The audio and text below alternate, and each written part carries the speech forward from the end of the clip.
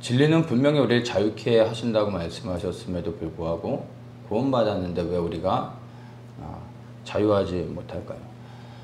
수많은 여러 가지 이유들이, 원인들이 있습니다. 그 중에 거절감이라는 것을 오늘 초점을 맞춰서 한번 잠깐 말씀을 한번 보려고 합니다. 27장 15절에 이렇게 쭉 보면은 이제 예수님께서 빌라도에게 이제 심판을 받으시면서 십자가 처형을 받는 장면이 나옵니다.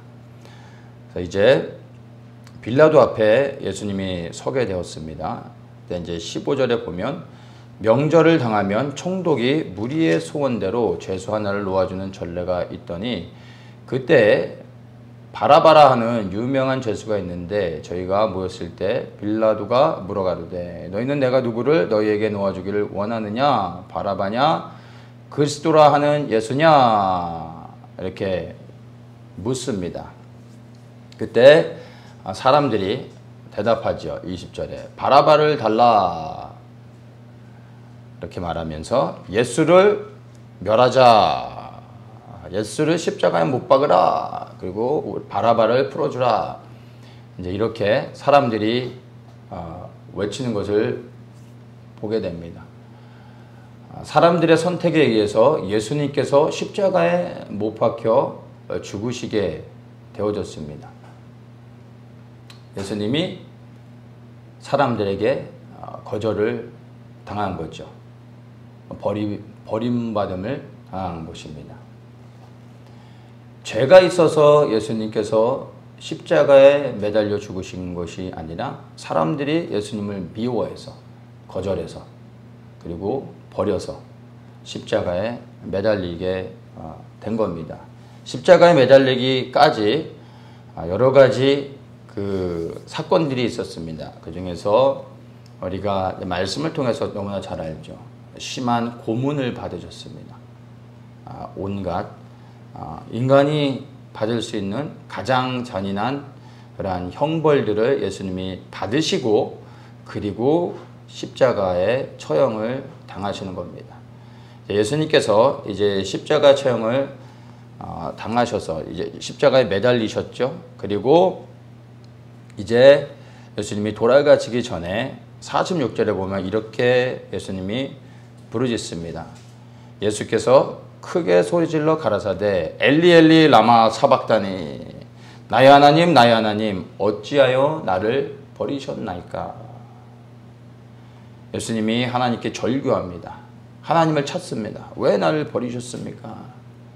근데 예수님의 이러한 처절한 이 마지막 그 외침에 하나님은 아무런 대답을 하지 않으십니다. 그리고 십자가에서 죽으십니다. 사람에게 버림을 받으셨는데 또한 하나님에게 버림을 받는 그러한 장면을 보게 되는 겁니다. 첫째는 사람에게 버림받았고 둘째는 하나님께도 버림을 받으셨습니다. 하나님께 이렇게 절박한 심정으로 왜 나를 버리셨습니까? 라고 하나님께 묻는데 하나님은 대답하지 않으시고 예수님이 죽음을 당하는 것을 허용을 하십니다. 예수님께서 이 십자가 처형을 당하시기까지 33년의 시간을 그분이 살아가시면서 가장 예수님에게 있어서 큰 고통이 무엇이었을까요? 이제 십자가의 처형을 당하는 그러한 이제 고통이겠죠. 그런데 단순히 예수님께서 그 십자가에 못 박혀 죽으시는 그 과정을 통해 당했던 그 육체적 고통만이 예수님에게 가장 큰 고통이었다고 생각하면은 안 됩니다. 물론 그 고통도 정말 감당할 수 없을 큰 고통이었던 건 사실이지만 예수님에게 있어서 가장 큰 고통은 십자가에서 당한 이 육체적 고난이 아니라 사실은 하나님으로부터 버림받았다라는 고통이 예수님을 가장 힘들게 한 겁니다. 십자가에 매달려 죽으시면서도 예수님이 오랜 시간을 버티지 못하고 돌아가신 건 뭐 매를 맞고 많이 몸이 상하셨기 때문에도 그렇지만 또 한 가지 사람들에게 거절당했다는, 버림받았다라는 이러한 그 스트레스가 또한 있는 겁니다. 거기에 하나님까지 그분을 버리셨다라는 것. 겟세마네에서 예수님이 십자가에 못 박히시기 전날 땀이 피가 되도록 하나님께 막 부르짖어 기도하셨습니다. 다음 날 본인에게 어떤 일이 일어날지를 아셨기 때문에 예수님께서 땀이 피가 되도록 기도하셨습니다. 그런데 많은 사람들이 이게 죽음을 앞두고 예수님이 두려워서 그렇게 기도하신 줄 압니다. 그런데 죽음이 두려워서가 아니라 십자가 처형 자체가 두려운 것이 아니라 이 처형으로 말미암아 하나님에게 버림받는다는 게 예수님에게 있어서는 가장 큰 고통이었습니다. 영원토록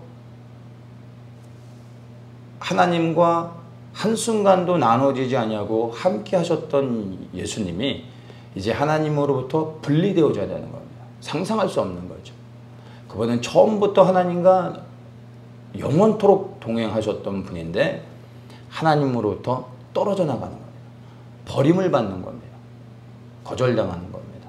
근데 이것이 예수님으로서는 감당할 수 없는 고통이었습니다. 그래서 겟세마네에서 그렇게 예수님이 부르짖어 기도하셨던 겁니다. 예수님께서 하나님께 버림받은 이유가 무엇일까요? 다른 것이 아니라 그분이 죄를 지어서가 아니라 우리의 죄로 인하여 예수님이 우리를 대신하여 하나님으로부터 버림받은 겁니다. 우리의 죄의 대가가 하나님으로부터 분리되어지는 것. 그리하여 버림을 받는 것. 이게 죽음입니다. 이게 형벌입니다. 계시록에서는 이것을 둘째 사망이라고 말합니다. 하나님으로부터 영원토록 분리되어지는 것. 둘째 사망. 가장 무서운 형벌이 되는 겁니다. 예수님께서 하나님에게 버림받은 이유는 그분이 어떠한 죄를 져서가 아니라 바로 우리의 죄로 인하여 버림을 받았다는 것입니다. 근데 예수님께서 하나님으로부터 버림을 받은 다음에 죽으시고 난 후에 곧바로 어떤 일이 일어났는지를 51절에서 말합니다. 예수님이 크게 소리 지르시고 죽으십니다. 그 다음에 51절에 이어서 이렇게 말합니다. 성소 휘장이 위로부터 아래까지 찢어져 둘이 되고 땅이 진동하며 바위가 터지고 이렇게 말합니다. 성소 휘장이 찢어지는데 위로부터 아래로 찢어졌다고 말합니다. 성소의 휘장은 사람들이 인위적으로 절대로 찢을 수 없을 만큼 두꺼운 천입니다. 인위적으로 절대 찢어지지 않습니다. 근데 이것이 위로부터 아래까지 찢어졌다라고 말합니다. 언제요? 예수님이 십자가에서 죽으시는 그 순간, 죽으신 다음에 찢어진 겁니다. 이것이 무엇을 의미합니까? 예수님께서 하나님으로부터 거절당하시고 그리고 그 거절로 인하여 죽으심으로 말미암아 이제는 예수 그리스도를 통하여 우리가 하나님 앞에 그리스도를 통하여 담대히 나아갈 수 있는 길이 열렸음을 이제 보여주는 놀라운 사건이 되는 겁니다. 그분의 죽으심은 이제 동물의 희생제사로 끊임없이 반복적으로 드려서 죄를 사함을 받는 게 아니라 예수 그리스도의 단번에 드려지는 희생을 통하여 이제 하나님 앞으로 우리가 그리스도를 통하여 나아갈 수 있는 담력을 얻게 되어진 겁니다. 예수님은 하나님으로부터 거절을 당하시고 죽으심으로 말미암아 우리는 그리스도를 통하여 하나님께 나아갈 수 있는 그리고 하나님으로부터 받아들여질 수 있는 은혜를 입게 된 겁니다. 예수 그리스도의 거절당하심이 우리에겐 하나님께 받아들여지는 은혜를 얻게 된 겁니다.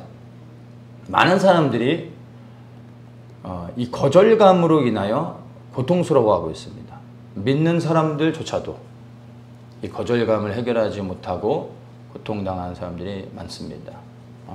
적게는 이제 가정이라는 이 범주 안에서 남편과 아내 사이에서 가족들에서 부모와 자녀들 사이에서도 이런 거절감들이 있습니다.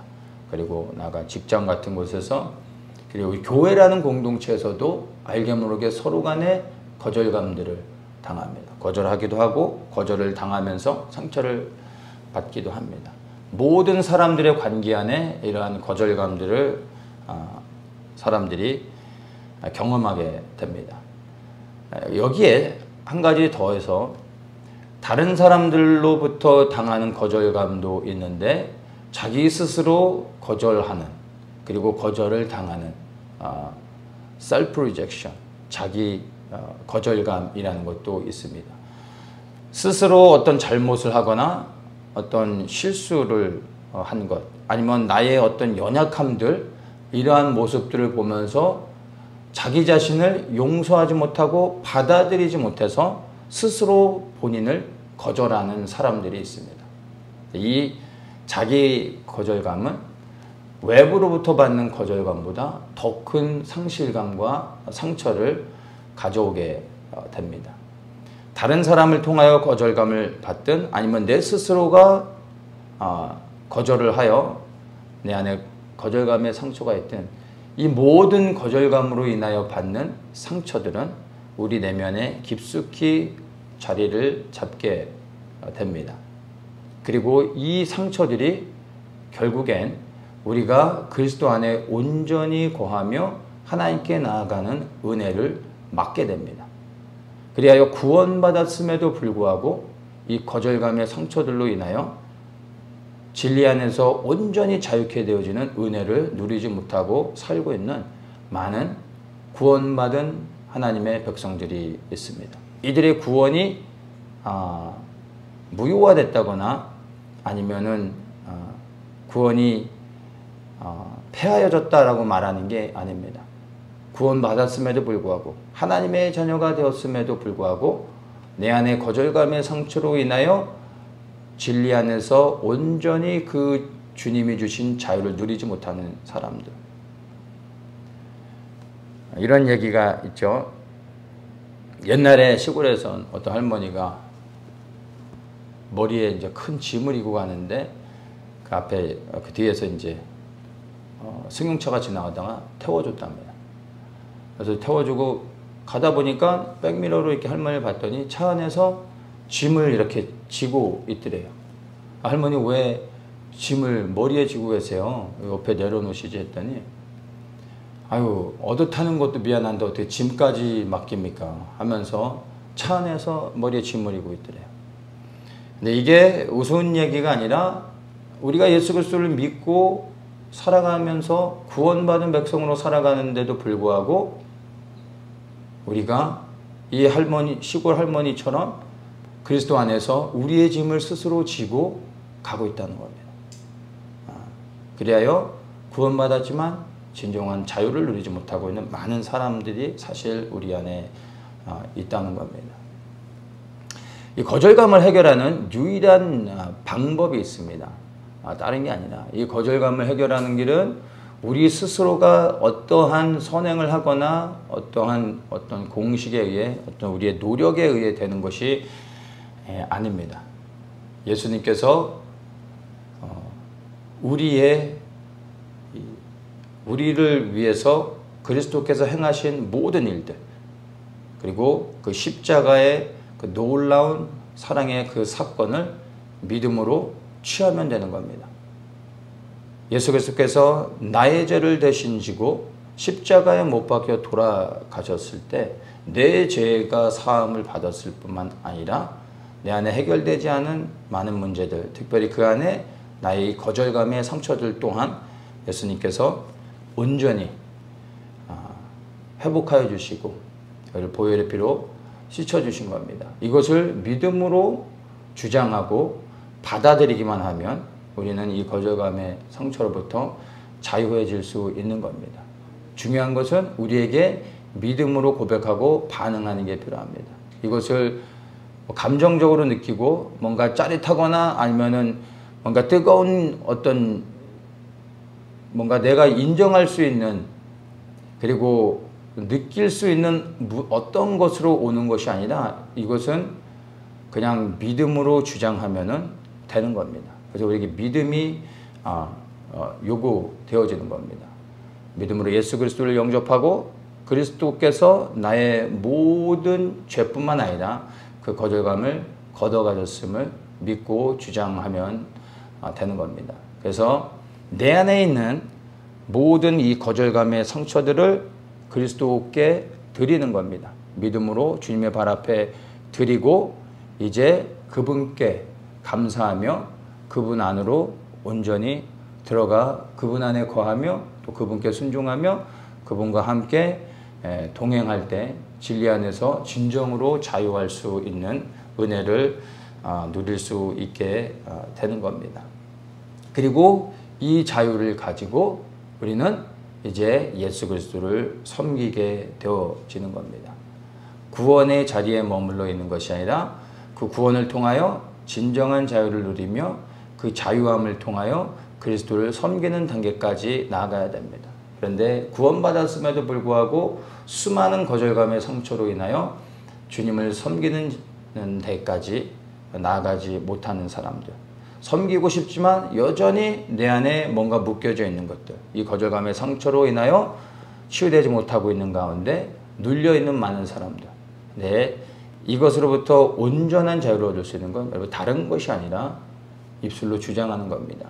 정말 다시 한번 예수님께서 십자가에 못 박혀 돌아가실 때 나의 모든 죄가 사해졌음을 믿고 그리고 내 안에 모든 이 거절감의 상처들 또한 치유하셨음을 주장하고 그 거절감들을 두려움들을 내려놓고 이제 주님 안으로 온전히 들어가면 진리 안에 자유한다는 그 의미를 깨닫게 될 겁니다. 그리고 이제는 믿음으로 선포하면서 자유를 누리며 그리고 이 자유를 가지고 주님을 섬길 수 있는 그 자리까지 나아갈 수 있게 될 줄 믿습니다. 해결되지 않은 수많은 여러 가지 외적인 것으로 아니면 내 안에서 내 스스로가 만들어 놓은 이 거절감의 상처들로 인하여 아직도 해결되지 않은 가운데서 머물러 있는, 그리하여 하나님 앞에 그리스도를 통하여 온전히 나아가지 못하고 있다면 오늘 이 시간에 믿음으로 반응하면서 그 모든 것들을 주님 앞에 내려놓고 그리고 진정한 자유를 누리면서 주님 앞에서 온전히 회복되어져 주님을 기쁨 가운데 온전한 자유 가운데 섬기실 수 있기를 예수님의 이름으로 축복합니다.